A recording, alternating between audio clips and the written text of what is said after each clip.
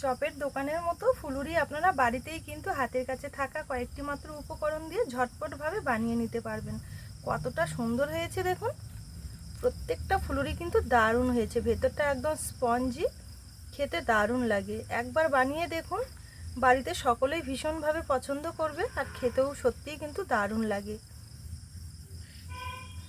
নিমেষের মধ্যেই বেশ কয়েকটা খেয়ে ফেলবেন।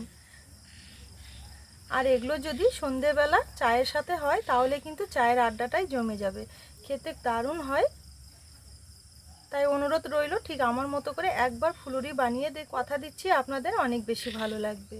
নমস্কার বন্ধুরা, আপনাদের সকলকে স্বাগত জানাই কাজলি ভিলেজ ফুড রান্নাঘরে। আজকে খুবই সহজভাবে চপের দোকানের মতো করে একদম ফুলুরি বানিয়ে দেখাবো। আর এই ফুলুরিগুলো যদি তৈরি করে আমরা সন্ধেবেলা চায়ের সাথে খেতে পারি বাড়ির সকলেই মিলে, তাহলে কিন্তু খাওয়াটাই জমে যায়। আর খুব সহজভাবে অল্প খরচের মধ্যেই বানিয়ে নেওয়া যায়, খেতে হবে পুরো দোকানের মতো। তাহলে চলুন দেখে নেওয়া যাক আজকের রেসিপি। আমার চ্যানেলে নতুন বন্ধু হয়ে থাকলে সবার আগে চ্যানেলটি সাবস্ক্রাইব করে পাশে থাকা বেল আইকনটি ক্লিক করে নেবেন, যাতে সবার আগে নোটিফিকেশনগুলো আপনাদের কাছে পৌঁছে যায়। আর যে সকল বন্ধুরা ফেসবুক পেজ থেকে দেখছেন, পেজটা অবশ্যই একবার ফলো করবেন। এবারে সবার প্রথমে এখানে একটা বড় বাটি নেব, বাটির মধ্যে একটা স্ট্যানার বসিয়ে নেব। এবারে স্ট্যানারের মধ্যে নিয়ে নেব এই বাটি মেপে 2 বাটি বেসন।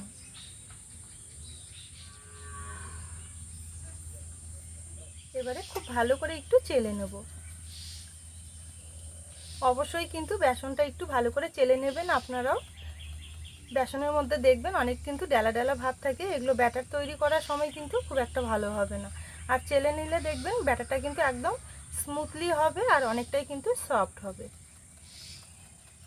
এখানে দেখুন বেসনটা খুব ভালো করে চেলে নিয়েছি, কোনো রকমের কিন্তু ডেলা ডেলা ভাবগুলো নেই।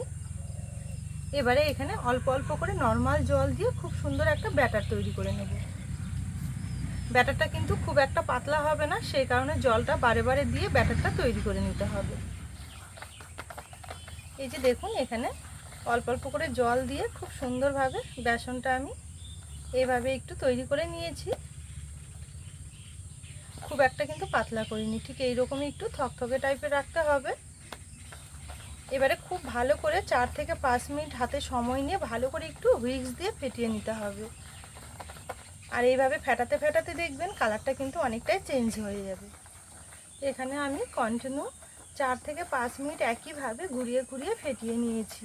আর কালারটা দেখুন অনেকটা কিন্তু চেঞ্জ হয়ে গেছে আর অনেকটাই কিন্তু ব্যাটারটা সফট হয়ে গেছে। দেখুন সাদা সাদা ভাব চলে এসেছে। ব্যাটারটা ভালো মতো ফেটানো হলো কিনা এবারে একটু চেক করে নেব। চেক করে নেওয়ার জন্য এখানে একটা বাটিতে জল নিয়েছি কিছুটা পরিমাণে। এবার জলের মধ্যে সামান্য একটু ব্যাটার ছেড়ে দেব। যদি দেখবেন ভালো মতো ফেটানো হয় তাহলে কিন্তু ব্যাটারটা খুব সুন্দরভাবে ভেসে উঠবে। এই যে দেখুন এখানে ছেড়ে দেওয়া মাত্রই কিন্তু ব্যাটারটা খুব সুন্দরভাবে জলের উপরে ভেসে রয়েছে, তার মানে বুঝে নিতে হবে যে ভালো মতো ফেটিয়ে নেওয়া হয়ে গেছে। এইভাবে যদি ব্যাটারটা ওপরের দিকে ভেসে থাকে তাহলে বুঝে নিতে হবে যে ব্যাটারটা খুব ভালো মতো ফেটিয়ে নেওয়া হয়ে গেছে। এবার এই ব্যাটারের মধ্যে কিছু উপকরণ মেশাবো। নিয়ে নেব সামান্য একটু 1 চুটকি মতো হিং, আর নেব অল্প একটু কাঁচা জোয়ান, আর নেব একটুখানি কালো জিরে, আর নেব একটুখানি লাল লঙ্কার গুঁড়ো, আর নেব একটুখানি হলুদ, আর নেব স্বাদ মতো লবণ, আর নেব 1 চামচ কাঁচা পাকা লঙ্কা। এবারে সমস্ত উপকরণ একসঙ্গে ভালো করে মিশিয়ে আবার একটু 1 থেকে 2 মিনিট ফেটিয়ে নেব। এখানে সমস্ত উপকরণগুলো দিয়ে আবারও ভালো করে একটু ফেটিয়ে নিতে হবে। আর এটা যত ভালো ফেটানো হবে ফুলুরিগুলো দেখবেন ততটাই কিন্তু একদম ভেতর থেকে খাস্তা হবে আর খেতেও কিন্তু দারুণ লাগবে। আপনারাও ভালো করে একটু ফেটিয়ে নেবেন সময় নিয়ে। এখানে আমি সমস্ত উপকরণগুলো দেওয়ার পর আবারও 2 মিনিট মতো ফেটিয়ে নিয়েছি। খুব ভালো করে ফেটিয়ে নেওয়া হয়ে গেছে। এবারে চলুন এগুলো ভেজে নেব। এবারে ফুলুরিগুলো ভেজে নেব, তার জন্য সবার প্রথমে উনুন জেলে একটা কড়াই বসিয়ে নিয়েছি। কড়াইয়ে নিয়ে নেব কিছুটা সাদা তেল। আচ্ছা, এখানে ফুলুরিগুলো ভাজার জন্য আমি সাদা তেল ব্যবহার করছি, আপনারা চাইলে কিন্তু সর্ষের তেলও ভেজে নিতে পারেন। এবারে তেলটা ভালো মতো একটু গরম করে নিতে হবে।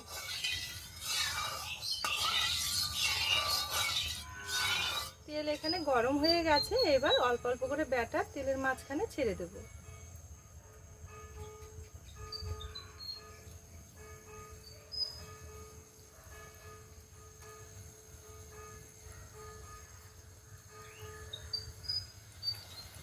উল্টে পাল্টে একটু ভালো করে ভেজে নিতে হবে। এগুলো হালকা আঁচ রেখে খুব সুন্দর একটা কালার করে ভেজে নিতে হবে। আচ্ছা, আজকের এই ফুলুরিগুলো কিন্তু আমি সম্পূর্ণ নিরামিষভাবে তৈরি করছি। অনেক বন্ধুরা আছেন, যে সকল বন্ধুরা নিরামিষ খান, তারা কিন্তু খুব সহজভাবে হাতের কাছে কয়েকটি মাত্র উপকরণ থাকলেই এই ফুলুরিগুলো একদম চপের দোকানের মতো বাড়িতেই বানিয়ে খেতে পারবেন। খেতেও কিন্তু দারুণ হয়, একদমই ফুলকো ফুলকো স্পঞ্জি হয়, খেতে দারুণ লাগে। এই যে দেখুন, এখানে খুব সুন্দরভাবে ফুলুরিগুলো ভেজে নিয়েছি, খুব সুন্দর একটা কালার এসেছে। এবারে তেল ছেঁকে তুলে নেব।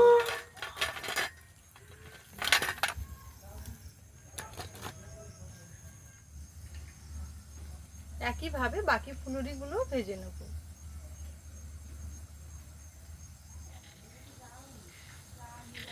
বাকিগুলো খুব সুন্দরভাবে ভেজে নিয়েছি, আর দেখুন কতটা লোভনীয় লাগছে।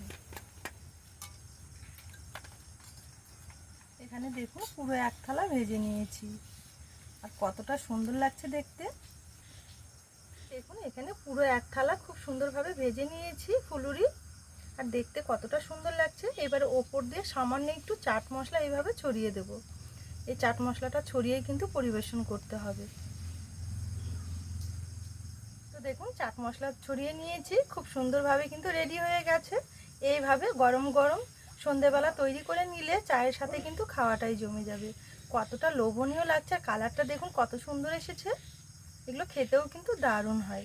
তাহলে বন্ধুরা দেখলেন আজকে ফুলুরিগুলো কত সহজভাবে বানিয়ে নিলাম, আর খুব ঝটপটভাবেই কিন্তু বানিয়ে নেওয়া যায়, খেতেও দারুণ লাগে। একবার হলেও ঠিক আমার মতো করে আপনারাও বানিয়ে নেবেন, আশা করছি আপনাদের খেতে অনেক বেশি ভালো লাগবে। তাহলে চলুন আজকের জন্য রেসিপি এখানেই শেষ করলাম, আবারও ফিরে আসবো পরের দিন নতুন রেসিপির সাথে। ততক্ষণের জন্য আপনারা ভালো থাকবেন, সুস্থ থাকবেন।